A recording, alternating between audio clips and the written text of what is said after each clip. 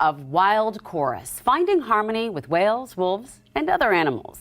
She's got an author event tonight at Elliott Bay Book Company, but first, she's on our couch here at New Day. Brenda, welcome to the show, and who have you got here? I have the dog who doesn't love me.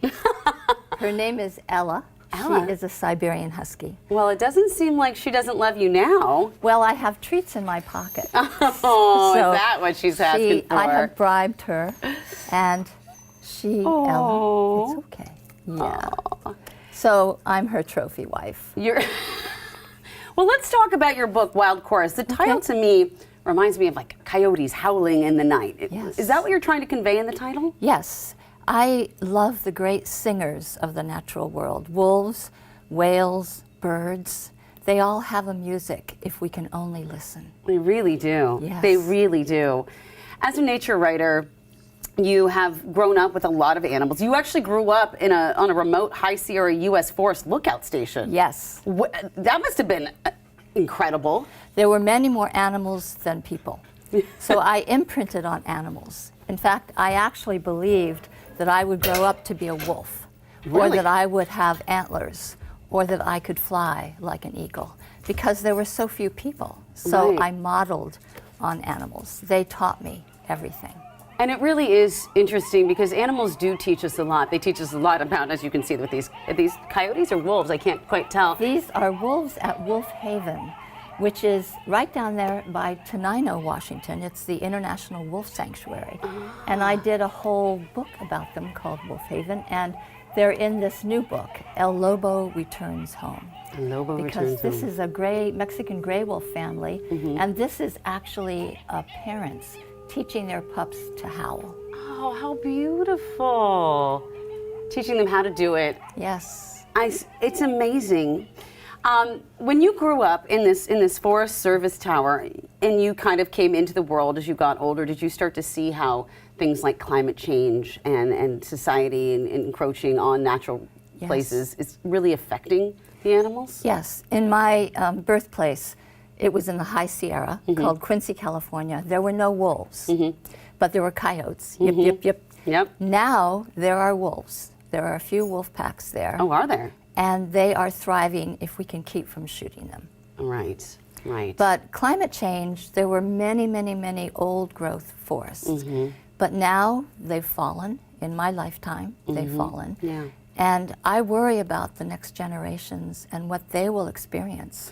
Well, we have here in the Seattle area seen an increasing number of coyotes. People had never seen them. And I grew up with coyotes, also from California, but it is very scary to people because they, and I think that it's important that we teach people about how to handle these animals that are encroaching in urban areas, don't you think? Well, urban wildlife are our neighbors, If we can think of them not as vermin or pests, but fellow creatures who have survival strategies.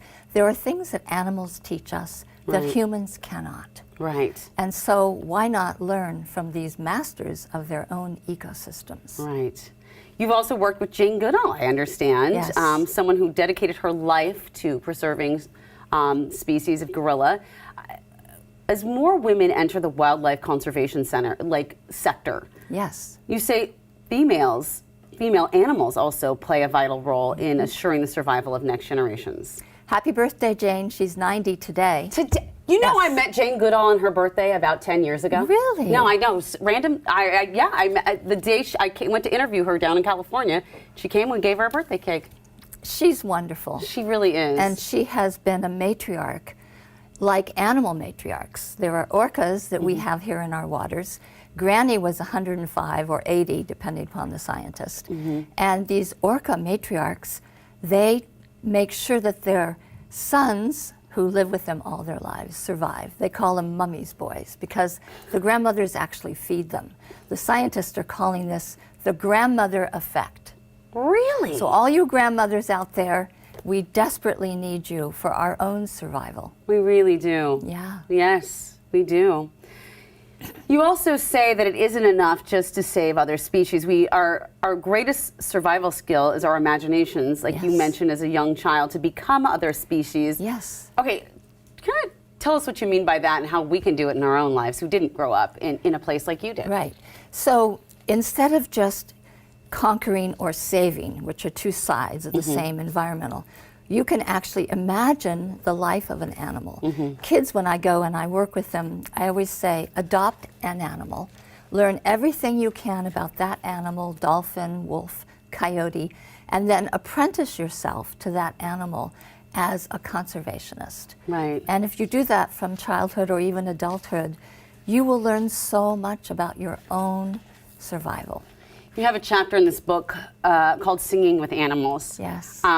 I remember being young and hearing the coyotes, and I would howl back. And Yes. in my mind, I would think they were answering me. Is that true? Yes, there's They call do? and response. There's a chapter in here called Wolf Music. And, you know, when you start singing, very few wild animals will actually respond to us as singers. But wolves do, and sometimes birds do, and whales do. So if you are singing and you're howling, a wolf, if they go on your same pitch, will vary and harmonize with you. So you are not on the same pitch, you are harmonizing together. Oh, that's beautiful. And it's like social glue, like singing around the campfire. That is cool. Yeah, yeah. There are so many great and cool things about this book, especially a chapter called Humpback Hip Hop, Speaking in Song. And if you want to know more about that, well, you're going to have to go to Brenda's author event tonight, Wednesday, April 3rd at 7 p.m. at the Elliott Bay Book Company on Seattle's Capitol Hill.